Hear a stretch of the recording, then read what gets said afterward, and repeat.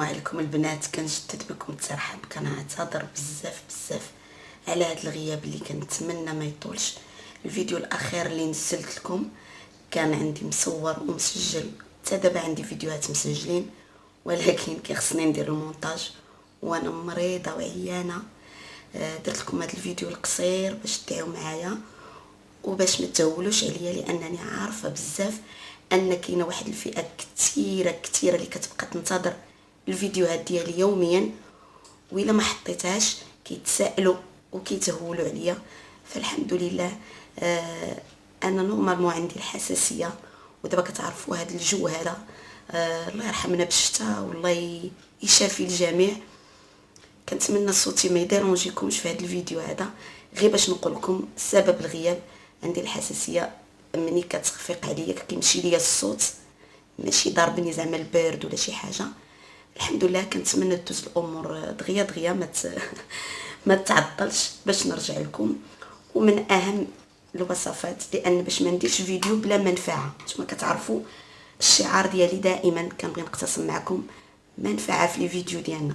هذا عندي هنا العسل الحر، عسل الحر ديال الدواء، ماشي ديال الماكله بحال اللي مولفين كنحضروه به. يعني كنقول لكم يكون غير عسل النحل وصافي، لا، هذا عسل الزكوم ولا الدغموس، ولا كاين بزاف ديال الانواع ديال العسل اللي كيصلحوا للدواء. غادي ناخذ منه واحد الكميه على الصباح قبل الفطور، قبل ما ناكل بحال هكا، وغادي نديرها وغادي نصب عليها الماء دافي بحال هكا البنات. الماء يكون دافي، كنظن بان العسل والماء دافي. مقاداش البنات نهضر بزاف. هذا واحد المشروب ديال العسل والماء دافي لجميع انواع الحساسيه، مخير كنعطيه حتى لولدي على الريق. يعني مشروب العسل، كنظن بان العسل معروف، وهذا غادي نشربو دابا وغنستودعكم في يد الله سبحانه وتعالى.